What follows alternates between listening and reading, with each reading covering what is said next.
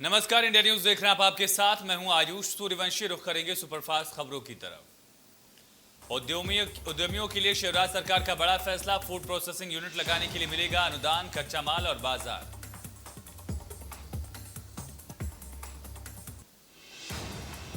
रेत की कमाई में पंचायतों से हिस्सा लेगी सरकार। रेत खनन, परिवहन और भंडारण नियम 2019 में होगा संशोधन। कैबिनेट बैठक में लाया जा सकता है संशोधन प्रस्ताव।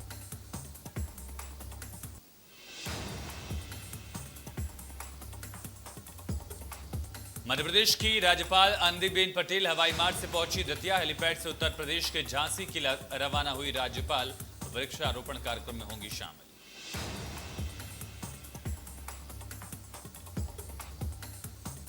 कोरोना को लेकर विशाल सारंग का बयान। कोरोना के मामलों में 3 दिन में हुई कुछ बढ़त। मंत्री ने कहा कोरोना प्रोटोकॉल का करें पालन।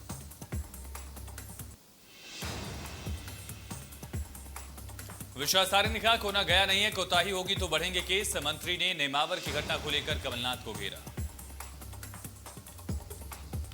विश्वास सारंग ने कहा लाशों पर राजनीति कर रहे कमलनाथ। नेमावर में दोषियों को पकड़ा गया है, फास्ट ट्रैक में कार्रवाई होगी। यह पीड़ित के आंसू पोंछने नहीं, राजनीति करने जा रहे हैं। लॉकडाउन के अफवाहों पर बोले मंत्री सारंग। कहा लॉकडाउन का कोई विचार नहीं, सभी से निवेदन है जब तक सरकार की तरफ से लिखित ऑर्डर न आए अफवाहें न फैलाएं। मध्य प्रदेश में वैध होंगी 8000 से ज्यादा अवैध कॉलोनियां। सीएम शिवराज की घोषणा को पूरा करने के लिए लाया जाएगा अध्यादेश। पिछले कार्यकाल में सीएम शिवराज ने शुरू किया था कॉलोनियों को वैध करने का काम। हाईकोर्ट ने पूरी कार्यवाही पर लगा दी थी रोक। कमलनाथ सरकार के दौरान अटकी थी एक्ट में संशोधन की फाइल। अब शिवराज ने तैयार कराया मध्य प्रदेश नगर पालिक विधि संशोधन अध्यादेश। विधानसभा सत्र में पेश न हो पाने का कारण लाया जाएगा अध्यादेश। अगली कैबिनेट में मिल सकती है अध्यादेश को मंजूरी। एक्ट में होंगे जरूरी बदलाव। राज्य में अब अनाधिकृत कॉलोनियां कहलाएंगी वैध। 10% से ज्यादा निर्माण वाली अवैध कॉलोनियों को किया जाएगा नियमित। 20% तक को अवैध निर्माण को कंपाउंडिंग शुल्क लेकर किया जाएगा अवैध। साल 2018 तक चिन्हित हुई थी 7000 अवैध कॉलोनियां। कमलनाथ सरकार में बन गया था नया अधिनियम। अब अध्यादेश से पुराने एक्ट में होगा संशोधन। भोपाल में बिजली उपभोक्ताओं को मिलेगी राहत। आज से मीटर पर लगाए जाएंगे क्यूआर कोड। मनमानी रीडिंग पर लगेगी लगाम। मंदसौर में वित्त मंत्री जगदीश देवड़ा का महंगाई को लेकर बड़ा बयान। कहा टैक्स के लिए कुछ निर्णय लेने पड़ते हैं जो सरकार ने लिए। कहा कांग्रेस ने देश और प्रदेश के लिए कुछ नहीं किया। कुछ न करने के बाद भी सवाल कैसे पूछ रही है कांग्रेस। कहा नई आबकारी नीति को लेकर चल रहा मंथन। आज से 4 दिनों के मालवा दौरे पर राज्यसभा सांसद ज्योतिरादित्य सिंधिया। 7 जिलों का करेंगे दौरा। पार्टी कार्यकर्ताओं से होगी मुलाकात।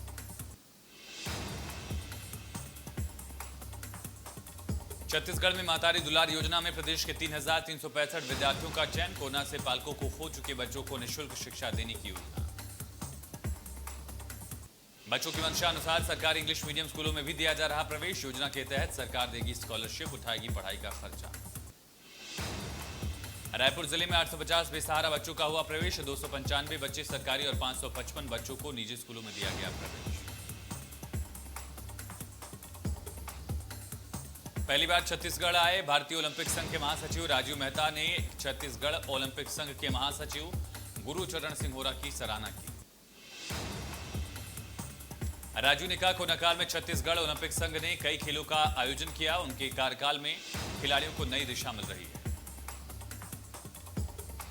टोक्यो में होने वाले ओलंपिक को लेकर राजू ने कहा कि भारत के 100 से ज्यादा खिलाड़ी भाग ले रहे हैं। उम्मीद है कि भारत के खिलाड़ी अपना दमखम दिखाते हुए टोक्यो में भारत का परचम लहराएंगे। उन्होंने बताया कि टोक्यो ओलंपिक के लिए जाने वाले खिलाड़ियों का पहला दल 14 जुलाई को एयर इंडिया के चार्टर्ड उड़ान से होगा रवाना। 23 जुलाई से 8 अगस्त के बीच होगा टोक्यो ओलंपिक। 63 घंटे की जांच के बाद लौटी एसीबी की टीम। एडीजी जीपी सिंह के ठिकानों से 10 करोड़ की संपत्ति का खुलासा। 2 किलो सोने की पट्टी, 16 लाख रुपए बरामद।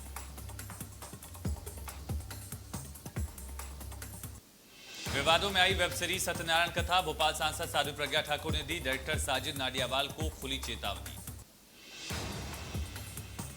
साध्वी ने की वेब सीरीज के नाम को बदलने की मांग। कहा, वेब सीरीज में हिंदुओं के देवी देवताओं के नाम या हिंदुओं की कथाओं को तोड़ मरोड़ कर पेश करते हैं। साध्वी ने सनातन संस्कृति पर दिया बयान। कहा, हम किसी को कष्ट नहीं देंगे, लेकिन कष्ट देते ही रहोगे तो उसको छोड़ेंगे भी नहीं। धार जिले में महिला के साथ बर्बरता पर कांग्रेस के आरोपों पर बोली प्रज्ञा ठाकुर। 15 महीने सरकार चलाने वाले लोग कुछ भी कहने के लायक नहीं। धार में लड़के से बात करने पर परिजनों ने की 2 लड़कियों की बेरहमी से पिटाई। लाठी डंडों से पीटते हुए गांव में घुमाया, वीडियो वायरल। ग्वालियर में अतिक्रमण हटाने के बीच हंगामा। 3 महिलाओं समेत 8 लोगों पर सरकारी काम में बाधा डालने का मामला। आरोपियों की तलाश में जुटी पुलिस। इंदौर में निवेश के नाम पर करोड़ों की धोखाधड़ी करने वाले एडवाइजरी फर्म के संचालक को सोशल इन्वेस्टिगेशन टीम ने सतना से किया गिरफ्तार। जबलपुर में बीच सड़क पर कार चालक पर की गई अंधाधुंध फायरिंग। कुख्यात बदमाश विक्की ने चलाई गोलियां, मौके से फरार। पुरानी रंजिश की वजह से जानलेवा हमला। घायल को मेडिकल अस्पताल में कराया गया भर्ती। पुलिस जांच में जुटी। सतना के रामनगर में कटनी पुलिस का छापा। अवैध हथियार बनाने वाला युवक हुआ गिरफ्तार। घर से बरामद हुई अवैध हथियार और उन्हें बनाने वाले उपकरण। कटनी में उतरा मालगाड़ी का पहिया। बिना रेलखंड लाइन के मझगुमा फाटक का मामला। पहिया उतर जाने से ट्रेनें हुई बाधित।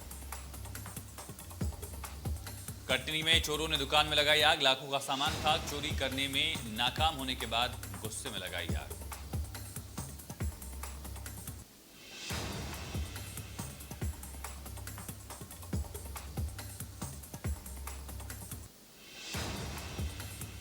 उत्तराखंड के मुख्यमंत्री पुष्कर सिंह धामी ने उत्तराखंड के पूर्व मुख्यमंत्री तीरथ सिंह रावत और त्रिवेंद्र सिंह रावत से मुलाकात की। आज उत्तराखंड के सीएम पद की शपथ लेंगे। कर्नाटक के मुख्यमंत्री बीएस येदियुरप्पा की मुश्किलें बढ़ी। 15 साल पुराने जमीन घोटाले के मामले में स्पेशल कोर्ट ने मुख्यमंत्री के खिलाफ जांच जारी रखने का आदेश दिया। जस्टिस श्रीधर गोपाल कृष्ण भट्ट की अदालत ने येदियुरप्पा के विरुद्ध जांच बंद करने की अनुमति मांगने वाली लोकायुक्त पुलिस की बी रिपोर्ट शनिवार को खारिज की। यूपी के मुख्यमंत्री योगी आदित्यनाथ का बयान। बीजेपी और हमारे सहयोगी दल 2022 में प्रचंड बहुमत के साथ चुनाव जीतेंगे। बीजेपी 300 से ज्यादा सीटें जीतकर आगे बढ़ेगी, कोई शंका नहीं है। अखिलेश यादव के छोटे दलों के साथ गठबंधन करने पर योगी ने कहा कि पहले भी गठबंधन हुए हैं, जनता सबको देख चुकी है। नए भारत के नए उत्तर प्रदेश के लिए जब प्रदेश की जनता जाति, मत, मजहब, क्षेत्र और भाषा से ऊपर उठकर आगे बढ़ने के लिए तत्पर हो तो वो गठबंधन कुछ नहीं कर सकता। लखनऊ में सीएम योगी ने बीजेपी के वरिष्ठ नेता कल्याण सिंह का हालचाल लेने के लिए डॉक्टर राम मनोहर लोहिया अस्पताल पहुंचे। कल्याण सिंह को शरीर में सूजन की शिकायत होने के बाद कल देर रात डॉक्टर राम मनोहर लोहिया आयुर्विज्ञान संस्थान में भर्ती कराया गया था। महाराष्ट्र के औरंगाबाद में राष्ट्रवादी कांग्रेस पार्टी के कार्यकर्ताओं ने पेट्रोल, डीजल, रसोई गैस के दाम बढ़ने को लेकर केंद्र सरकार के खिलाफ प्रदर्शन किया। किसान मोर्चा ने फ्लाइंग सिख मिल्खा सिंह की याद में किसान मजदूर मैराथन का आयोजन किया। किसान नेता राकेश टिकैत ने बताया, मिल्खा सिंह बड़े खिलाड़ी थे, इसलिए उनकी याद में आज मैराथन का आयोजन किया गया है। इस दौड़ से उनके परिवार को एक मैसेज जाएगा कि आज भी उन्हें याद किया जाता है। जम्मू कश्मीर में 149 साल पुरानी प्रथा दरबार परिवर्तन को रोके जाने पर महबूबा मुफ्ती ने नाराजगी जाहिर की। कहा कि ये असंवेदनशील है। महबूबा ने ट्वीट किया, दरबार परिवर्तन बंद करने का भारत सरकार का हाल का निर्णय छोटे विषयों से असावधानी और बड़े विषयों में लापरवाही जैसा है। गर्मियों और सर्दियों में कार्यालय को इधर उधर करने के सामाजिक और आर्थिक फायदे कहीं ज्यादा हैं। सांप्रदायिक विद्वेष फैलाने के आरोप में ट्विटर इंडिया की एमडी के खिलाफ शिकायत दर्ज। एनजीओ ने शेयर की थी हिंदू देवी की अपमानजनक तस्वीर, इसको लेकर हुई एफआईआर। ट्विटर ने दिल्ली हाईकोर्ट को बताया कि वो नए आईटी नियमों के तहत अंतरिम चीफ कॉम्प्लायंस ऑफिसर और अंतरिम रेजिडेंट ग्रीवेंस ऑफिसर अपॉइंट करने के फाइनल स्टेज में। ट्विटर ने बताया कि इस बीच भारतीय यूजर्स की ओर से की जा रही शिकायतों एक ग्रीवेंस अधिकारी द्वारा देखी जा रही है। वकील अमित आचार्य की ओर से दायर याचिका के जवाब में कंपनी ने हलफनामा दाखिल किया।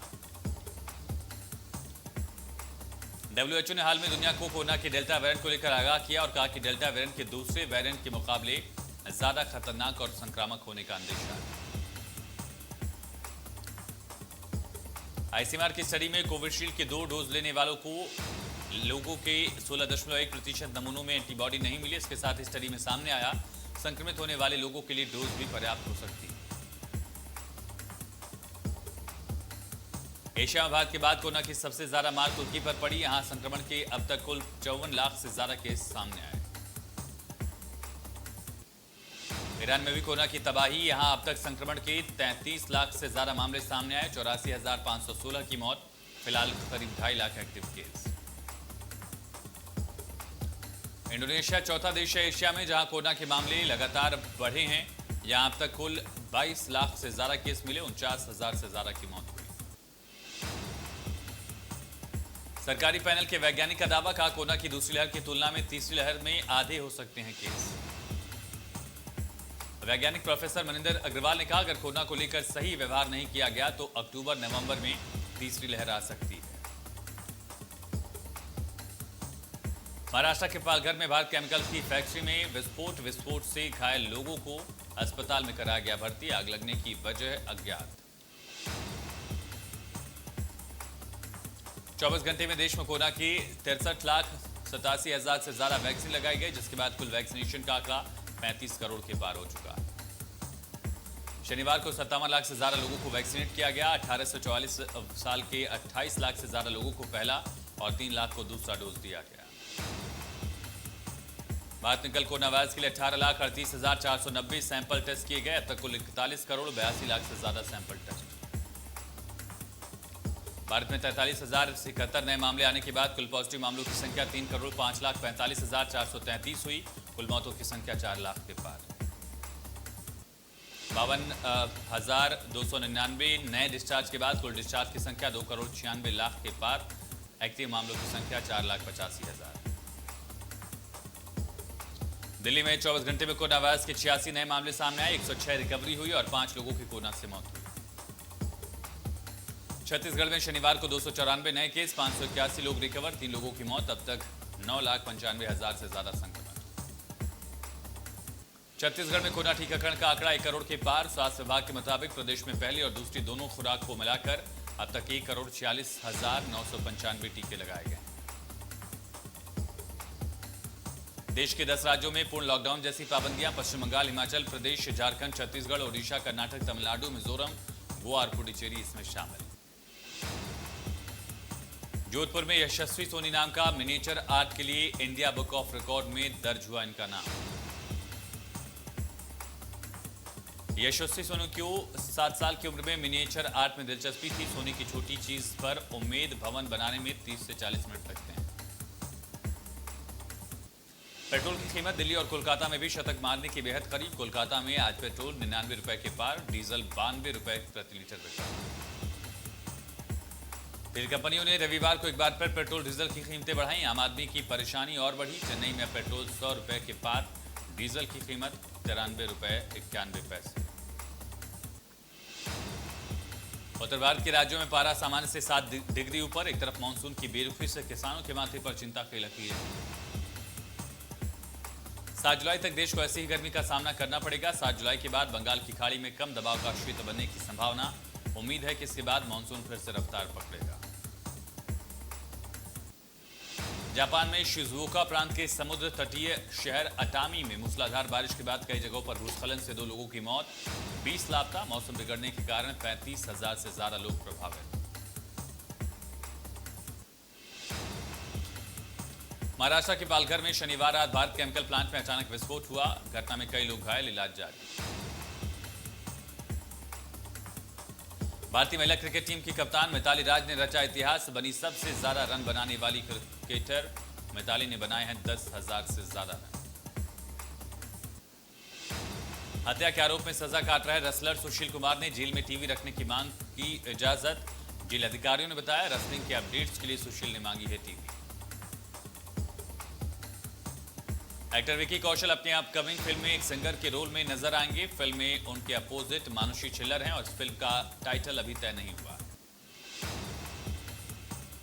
फिल्म के डायरेक्टर विजय कृष्णाचार्य हैं। इनकी आने वाली फिल्म एक म्यूजिकल कॉमेडी फिल्म है। इस फिल्म में विकी का किरदार बड़ा फनी सा होगा।